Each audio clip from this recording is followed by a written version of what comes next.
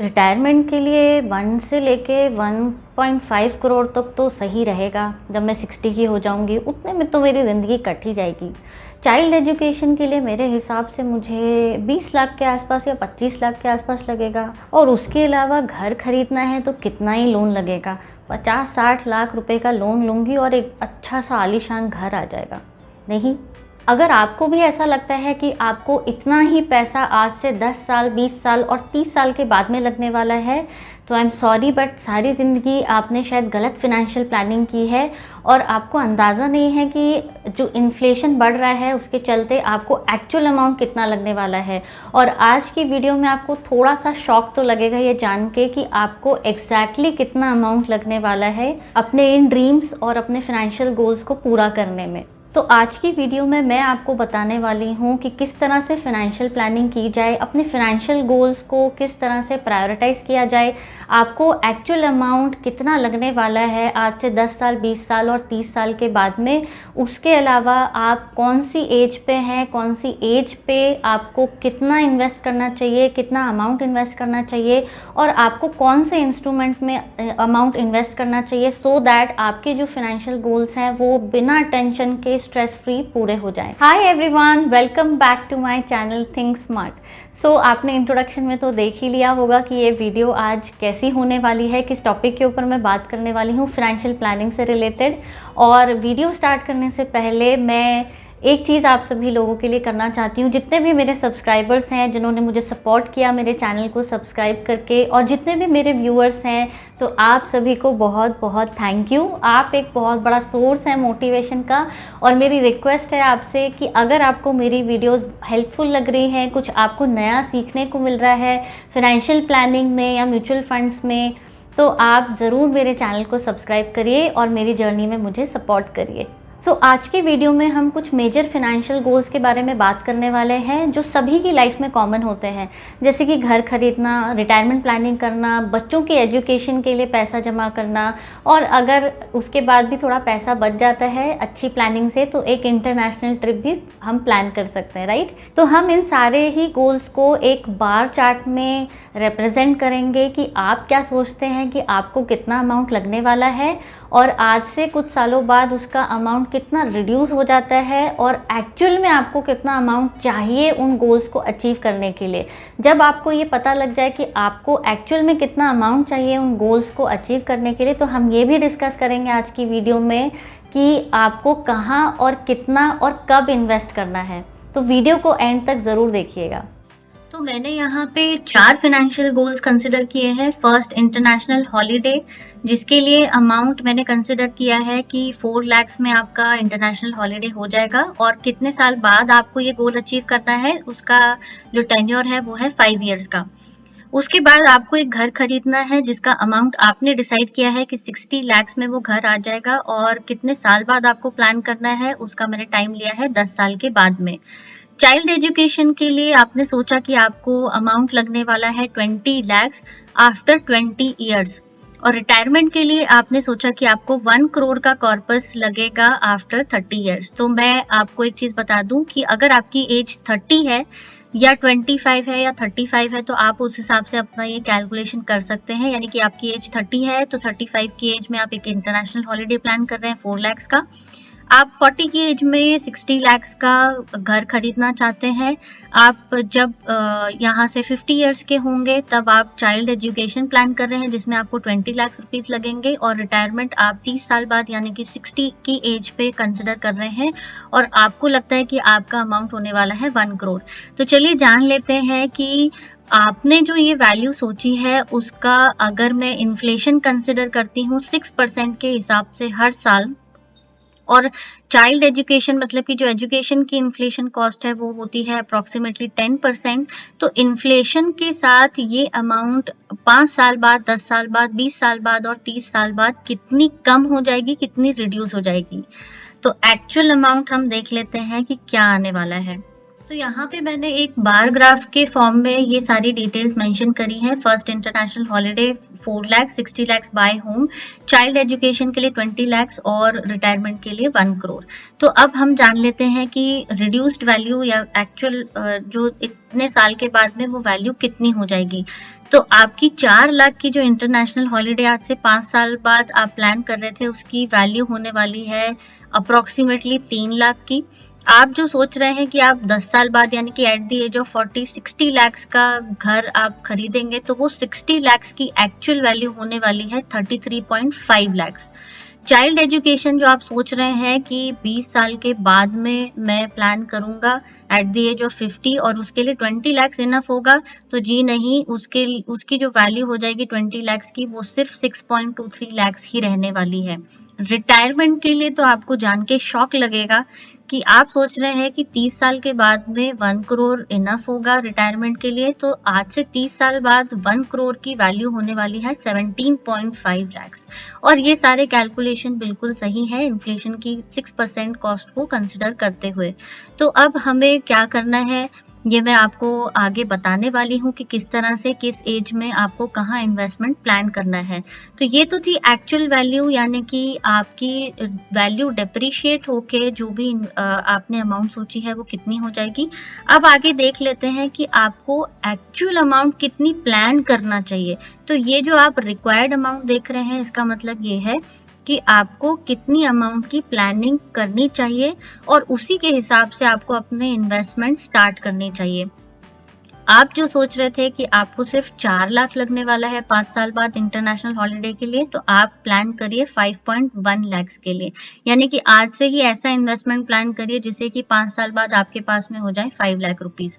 घर खरीदना है अगर आपको आज से 10 साल के बाद में एट द एज ऑफ 40, तो आप इस तरह से अपनी प्लानिंग करिए कि आपके पास में उस समय होना चाहिए 1 करोड़ के आसपास, यानी कि 97 लाख के आसपास। चाइल्ड एजुकेशन आज से 20 साल बाद आप प्लान करते हैं, तो आप इस तरह से प्लान करिए कि आपको जो लगने वाला अमाउंट है वो 53 लाख आपका कंप्लीट हो जाए। और रिटायरमेंट के लिए आप सोचते हैं कि 30 साल बाद 1 करोड़ लगेगा, जी नहीं, आपको 30 साल बाद 1 करोड़ की वैल्यू तो बहुत डिप्रिशिएट हो जाएगी, आपको एक्चुअल अमाउंट लगने वाला है 4.3 करोड़ का।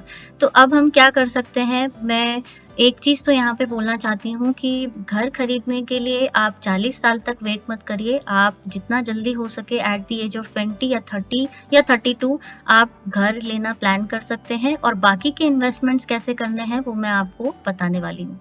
तो आप वीडियो को देख के बिल्कुल भी घबराइए मत, पैनिक मत होइए कि मैडम ने इतना बड़ा अमाउंट बता दिया है, अब इसे हम अचीव करने के लिए ऐसे तो कहाँ इन्वेस्ट कर दें कि हमें 4-5 करोड़ रुपए या फिर 1 करोड़ रुपए अलग से हमारे पास आ जाए। तो इन्वेस्टमेंट तो हमारे पास वही है कि म्यूचुअल फंड्स है, स्टॉक मार्केट है, प्लस कुछ फिक्स इनकम इंस्ट्रूमेंट्स है, तो रिटर्न तो हमें उतना ही मिलना है, बस हमें प्लानिंग बहुत अच्छी तरीके से करनी है ताकि हम उसे अचीव कर पाए, राइट। तो अब मैं बात करती हूँ सॉल्यूशन की 1 बाय 1। तो फर्स्ट सॉल्यूशन है कि अपने जो फाइनेंशियल गोल्स हैं उसकी तरफ आप अब अवेयर हो जाएं कि आपको कितने साल बाद कितना पैसा लगने वाला है, और उसके लिए आज से ही आप इन्वेस्टमेंट प्लान करें। सेकंड चीज़, आप जो भी इन्वेस्टमेंट करते आए हैं अब वो अमाउंट आप थोड़ी सी बढ़ा दें। तो आप तो सोच के चल रहे थे कि मुझे इतना ही पैसा लगने वाला है, 1 करोड़ ही लगने वाला है, तो मेरी 10,000 की SIP भी बहुत है, राइट। तो अभी उसमें आप थोड़े से चेंजेस लाइए।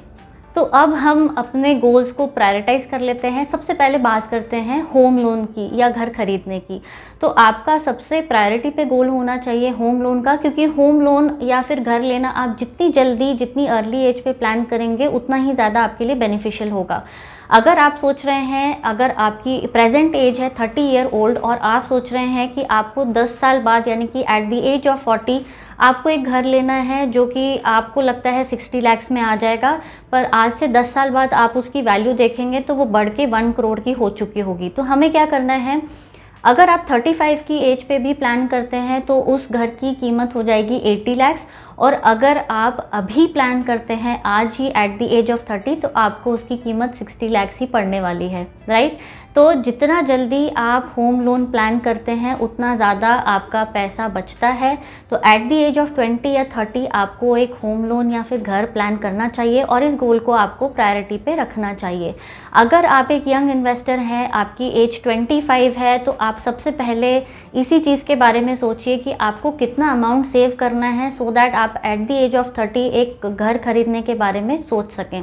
तो मैं एक रियल लाइफ एग्जांपल देती हूँ कि 2015 में अगर एक घर की कीमत 50 लाख होती थी तो आज की डेट में यानी कि 2022 में 7 ईयर्स में उसकी कीमत है 70 to 75 लाख। तो इस तरह से इन्फ्लेशन के साथ साथ ये सभी रेट्स बढ़ते जाते हैं, इन्फ्लेट होते जाते हैं। और 2015 के टाइम पे तो इन्फ्लेशन रेट भी काफ़ी कम हुआ करता था, विच वॉज अराउंड 5%। अभी की डेट की हम बात करें तो इन्फ्लेशन भी बहुत ज़्यादा हाई है, इट इज़ अराउंड 6 to 7%। तो होम लोन आपको जल्दी प्लान करना है और उसके लिए इन्वेस्टमेंट और प्लानिंग अभी से आपको स्टार्ट करनी है। तो अपनी सैलरी में से आप छोटा छोटा अमाउंट सेव करते जाइए और ज़रूरी है कि आप थोड़ी बहुत SIP भी स्टार्ट कर सकते हैं। उसके बाद सेकंड प्रायोरिटी होनी चाहिए आपकी रिटायरमेंट प्लानिंग की। यस, अगर आप सोचते हैं कि मैं 40 या 45 की एज के बाद रिटायरमेंट प्लानिंग के बारे में सोचूंगा या सोचूंगी, तो ये बहुत ही ट्रेडिशनल अप्रोच है और बहुत पुरानी अप्रोच है। अभी अगर आप 30 के हैं तो आपको अभी से अपनी रिटायरमेंट प्लानिंग के बारे में सोचना चाहिए, अगर आपको एक टेंशन फ्री और स्ट्रेस फ्री रिटायरमेंट चाहिए तो मैं इसके लिए भी आपको बता देती हूँ कि अगर आपकी एज 30 है और आप अपना रिटायरमेंट प्लान करने वाले हैं एट द एज ऑफ 60, तो आपको जो मंथली SIP है, अगर आप 18 से 20 हज़ार की SIP करते हैं मंथली और कंसिडर करते हैं कि आपको हर साल उस पर 10% का रिटर्न आएगा, तो एट द एज ऑफ 60 आपका जो अमाउंट होगा SIP का वो होगा 4.1 से 4.3 करोड़ का। अगर 30 की एज में आपकी सैलरी कम है तो कोई बात नहीं, एकदम से हम 18-20 हज़ार की SIP नहीं कर सकते। मैंने ये अपने पिछले वीडियोस में भी बताया था कि आप ग्रेजुअली अपना SIP का अमाउंट जब इंक्रीज़ करते हैं तो एवरेज 18 से 20 हज़ार वो हो जाएगा। जैसे कि 30 से 35 तक अगर आपकी सैलरी थोड़ी कम है तो आप SIP का अमाउंट 10,000 रख सकते हैं। 35 से लेके 40 के बीच में आपकी जब और सैलरी बढ़ जाएगी तो आप SIP का अमाउंट 15,000 बढ़ा सकते हैं। और उसके बाद जब आपकी सैलरी और अच्छी हो जाएगी तो आप 40 से लेके 60th ईयर तक आप SIP का अमाउंट चाहें तो 20 से 25 हज़ार भी कर सकते हैं। थर्ड हम डिस्कस कर लेते हैं चाइल्ड एजुकेशन के बारे में। तो मान लीजिए आपकी एज 30 है और आपका अगर इस वक्त बच्चा छोटा है तो हायर एजुकेशन के टाइम पे यानी कि जब वो बच्चा 20 साल के आसपास होगा या 21 ईयर्स के आसपास होगा तब आपको पैसों की ज़रूरत पड़ेगी, राइट। तो आप क्या कर सकते हैं, उस गोल को आप at the age of 35 plan कर सकते हैं। तो 15 साल की आप PPF इन्वेस्टमेंट प्लान कर सकते हैं उसके लिए। तो आप 35 से PPF इन्वेस्टमेंट प्लान करेंगे तो आप जब तक 50 ईयर के होंगे तब तक आपका PPF का जो अमाउंट है वो मैच्योर हो जाएगा और आप उसको विड्रॉ कर सकते हैं। तो हर साल आपको 1.5 लाख का इन्वेस्टमेंट या फिर महीने का 12,500 रुपये का इन्वेस्टमेंट PPF में करना है। 7.1% का आपको उसके ऊपर इंटरेस्ट मिलेगा और पावर ऑफ कंपाउंडिंग से आपका वो अमाउंट हो जाएगा 40 लाख के आसपास एट द एज ऑफ 50। तो कुछ हेल्प आपको PPF अमाउंट से भी मिल जाएगी अपने बच्चे के एजुकेशन प्लान करने में। आई होप आपको ये वीडियो पसंद आई होगी। अगर आपको पसंद आई है तो प्लीज़ मेरे चैनल को सब्सक्राइब करिए, मेरे वीडियोस को लाइक करिए और मुझे इस जर्नी में सपोर्ट करिए। मिलती हूँ मैं अपने नेक्स्ट वीडियो में और भी कुछ अच्छी इन्फॉर्मेशन के साथ में, अच्छी नॉलेज के साथ में। तब तक के लिए बाय बाय, टेक केयर।